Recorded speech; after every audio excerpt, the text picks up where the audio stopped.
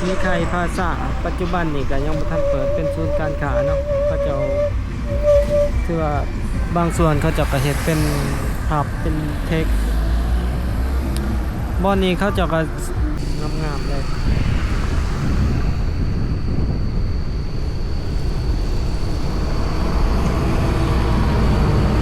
ถ้าเทียบใส่กับตอนแล้ว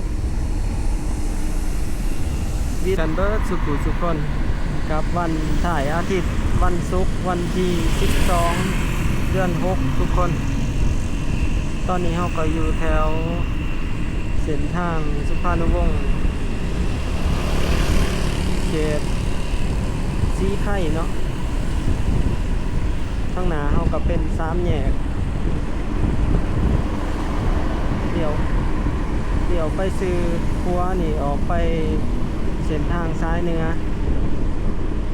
สายออกไปทางเกาเดี่ยวเนาะอยู่วงเวียนทางหน้าเฮานี่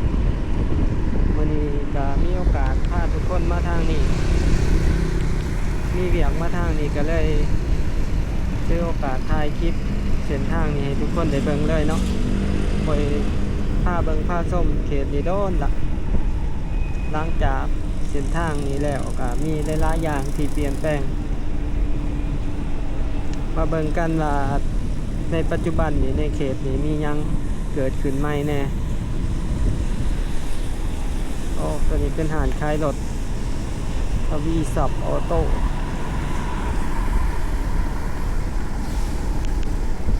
ที่ใกล้เส้นทางนี้ถือว่ายุ่งยากหลายที่นี่ก็ถือว่าสบายแล้วเขตสีไข่ก็มีใบหนาใหม่ตลาดสีไข่ก็เริ่มเป็นระเบียบเรียบร้อยขึ้นกว่าเก่าแต่ก่อน 2-3 ปีก่อนบ่อยู่บ่ยะเนาะในเขตนี้ก็มีร้านกาแฟมีหลายๆอย่างบ่อนนี่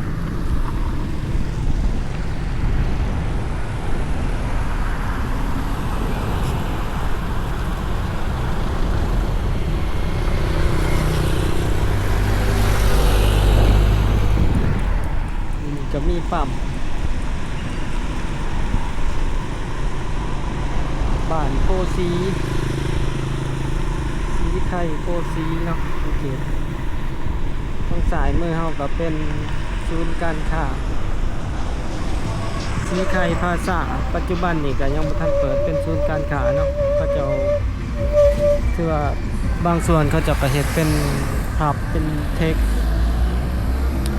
บ่อนนี้เขาเจ้าก็มักสิมีรถ2แถวนำมาจอดสำหรับผู้ที่จะเดินทางไป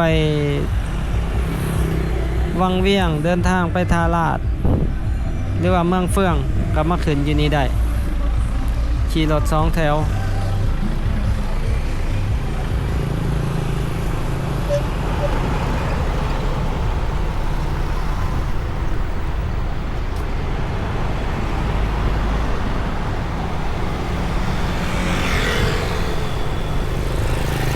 ชมบรรยากาศกันทุกคนฝนก็ตกตั้งแต่เมื่อคืนเนาะจนหอดเช้า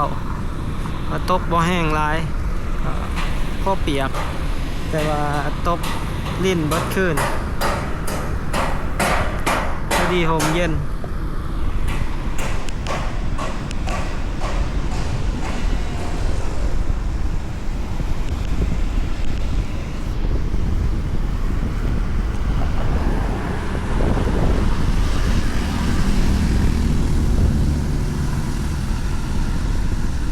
เมื่อเฮาก็มีบอนสากรถ EV เนาะทุกคนเป็นคาเฟ่สากรถ EV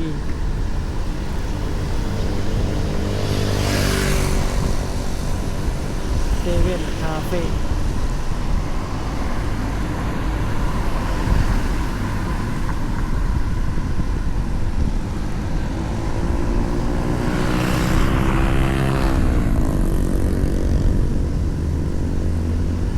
ก็เป็น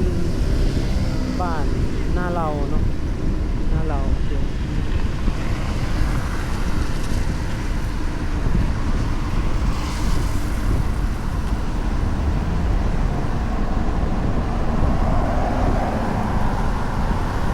งเรียนเรียนเด็กลาวญี่ปุ่น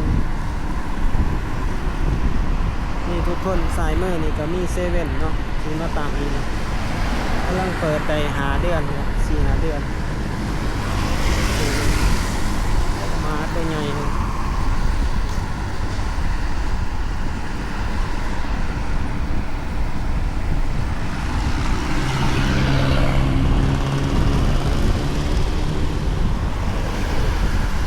เส้นทางนี่ก็ถือว่า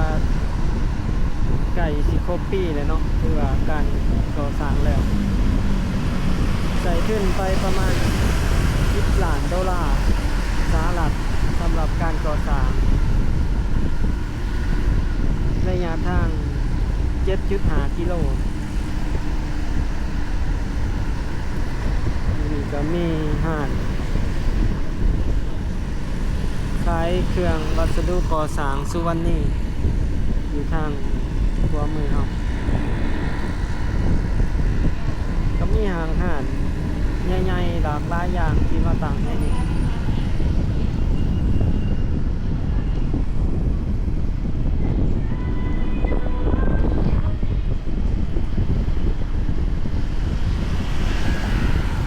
ขวามือนี่ก็มีอเมซอนเนาะมีอเมซอนสาขาหนึ่งเป็นสาขางามเติบ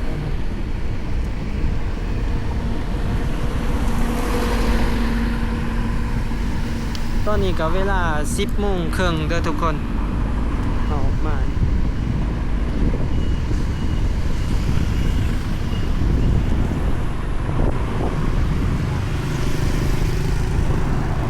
ในเขตเส้นทางนี่ส่วนใหญ่นี่เป็นห้างขายเครื่องอะไรรถแล้วก็ขายรถเนาะมีห้างขายรถหลายในเขตนี่เพราะว่าจะเป็นแบรนด์จีนแบรนด์อเมริกาแบรนด์เกาหลีญี่ปุ่นนี่ในเขตนี้แต่ส่วนใหญ่ก็จะเป็นแบรนด์จีนหลายตัว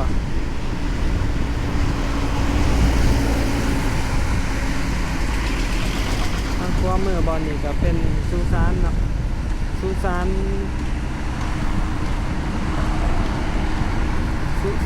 คาทอลิกเนาะคาทอลิก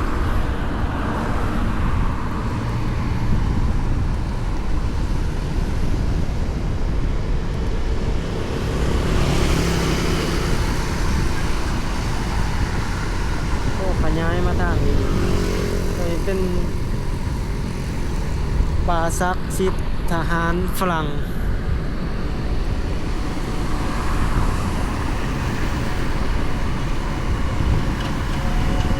เมืองซีโคดตะบองเฟอ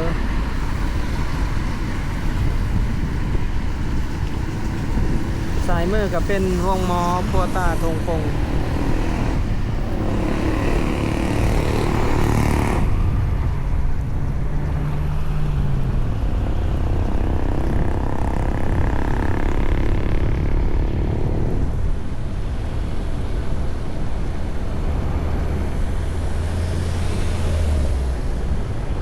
โอ้ไฟแดงตายบอลขากันสายมือก็เลี้ยวเขาไปฝุ่นเนาะทางเขาจะไปเห็นหนังสือรถโยธาก็กรมโยธาบอลแลนด์หนังสือรถต่างๆเจดีบ้านหน้าเราทุกคน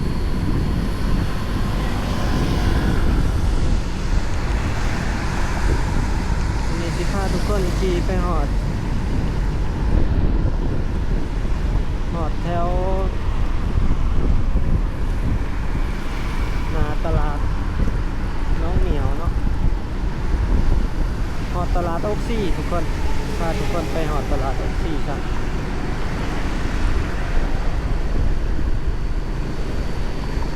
โอ้เพื่อนข้างหน้าเฮาสายมือลังไงขนาดสีขาวงามๆเลย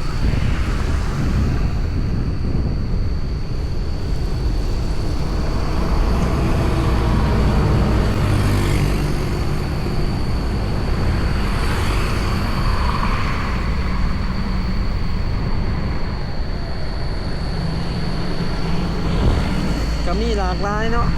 หลายๆอย่างตามถนนหนทางร้านค้ามีสินค้าหลากหลายอย่างเดี๋ยวนี้อยู่เวียงจันทน์ก็มีสินค้าจีนสินค้าเกาหลีที่นำเข้ากระสอบหากับเขาเทิงบ่ยากปานใดสำหรับสินค้าเพราะว่าบ้านเฮายังบ่ทันเป็นแบบว่านิสัยคนลาวยังบ่ทันมักแบบเข้าห้างปานใดก็หลายๆร้านค้าก็สิมักตั้งอยู่ตามแคมทางก็สิได้ขายดีกว่าตั้งในห้างเนาะ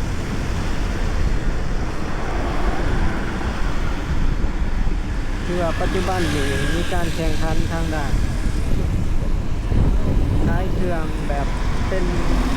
มินิมาร์ทร้านสะดวกซื้อซุปเปอร์มาร์เก็ตนี่หลายแบรนด์แข่งขันกันแบรนด์ลาวก็ถือว่าได้รับความนิยมที่สุดก็คือโศกทวีเนาะโศกทวีเซเว่นก็ถือว่าขยายสาขาไปเรื่อยๆขยายสาขาแบบไว้เลยเซเว่นก็ปัจจุบันนี่ก็น่าจะบ่ต่ำกว่า50แล้วล่ะเห็นทุกมุมเนาะเซเว่นก็ห่างไปประมาณ2กิโลนี่จะมีรถสาขาหนึ่งเดียวนี่เซเว่นนี่ก็ถือว่ายอมรับเนาะเขาจะเลือกเอาแต่บอนทำเลแบบทำเลดีอันนี้ทำเลทอง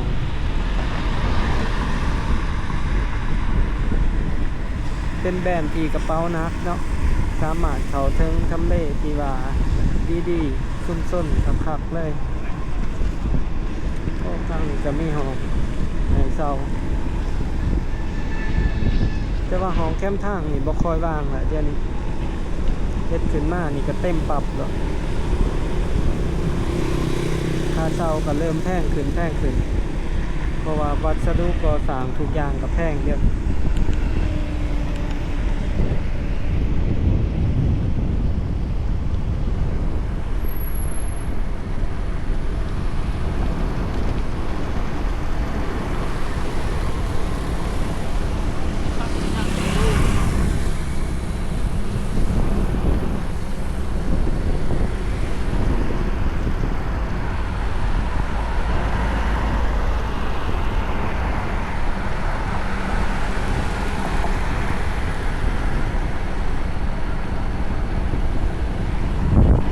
นี่ก็เริ่ม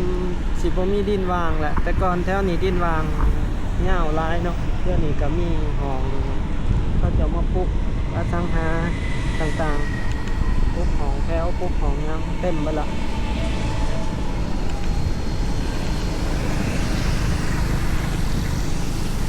น้องแตงซื้อไปกระตาทางไปตลาดโอ๊กซี่ออกทางซ้ายเหนือเดี๋ยวพาทุกคนไปซื้อหอดตลาดโอ๊กซี่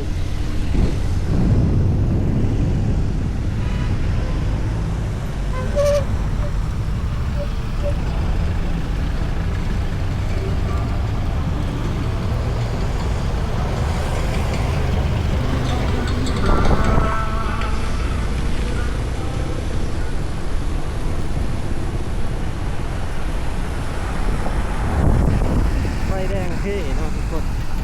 ไฟแดงเท่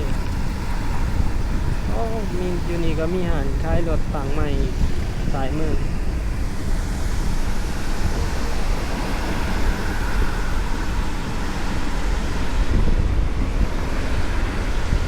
ตอนนี้ธุรกิจขายรถถือว่าเปลืองคู่ร้ายเนาะคนเล่าวก็ถือว่ามีเงินซื้อรถร้ายขึ้นเพราะว่าหลายๆอย่างเดี๋ยวนี้คนลาวไปทำงานอยู่เกาหลีแล้วก็มี2 ทางรายได้หลายอันแล้วก็ทำเครื่องมาขายเองเดี๋ยวนี้บัวจะเอาเครื่องมาแต่จีนมาขายเองแต่ก่อนคนลาวมีแต่เป็นผู้ซื้อเนาะเป็นผู้ซื้ออย่างเดียวปัจจุบันนี่คนลาวหันมาเป็นเจ้าของธุรกิจหน่อยหรือว่าธุรกิจ SME นี่ก็หลายแต่ก็หันมาเป็นเจ้าของโรงงานหลายๆอัน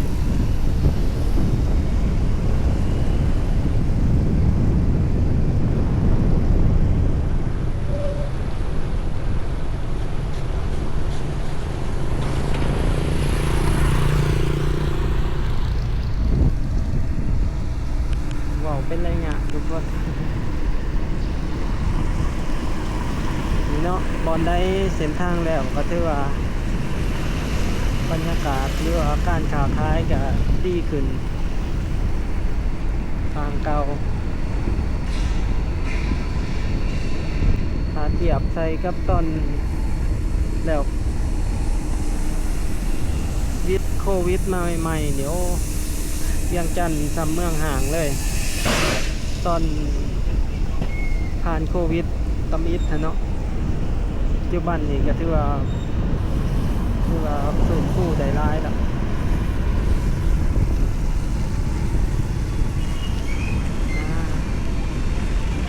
ขวามือเฮานี่ก็เป็นตลาดอกซี่เนาะเป็นตลาดเครื่องทรงเครื่องย่อยใหญ่บ่แพ้ตลาดโน่นขอเลย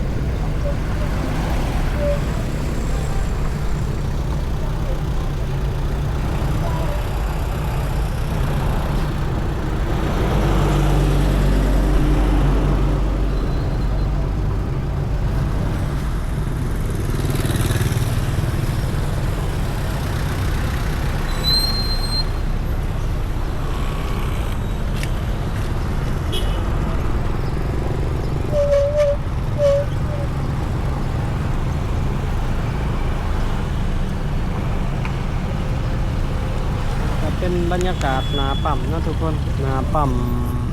เขตน้องแตงหนาตลาดโอซีปัจนี้เราก็สิขี่กลับขึ้นนะทุกคนสิกลับแล้วเนาะเดี๋ยวไปไกลหลายรถเท่าสิแบตบ่ฮอดบ้านเขาขี่มานี่ก็ถือว่าเศร้าป้ายกิโลละแล้วกลับอีกกับประมาณ20ป้ายรถเท่าแลนได้อยู่ประมาณ70กว่ากิโลเนาะ70ปลาย75กับประมาณนี้เด้อทุกคนสำหรับในคลิปนี้ถ้าผู้ใดมักก็อย่าลืมกดไลค์กดแชร์เนาะกด Subscribe เพื่อเป็นกำลังใจให้กันและตอนนี้เบาแม่นไส้ก็ต้องขอกล่าวคำว่าขอบใจแล้วก็สบายดีบรรยากาศหน้าตลาดโอกซีปั๊มปตทน้องแตง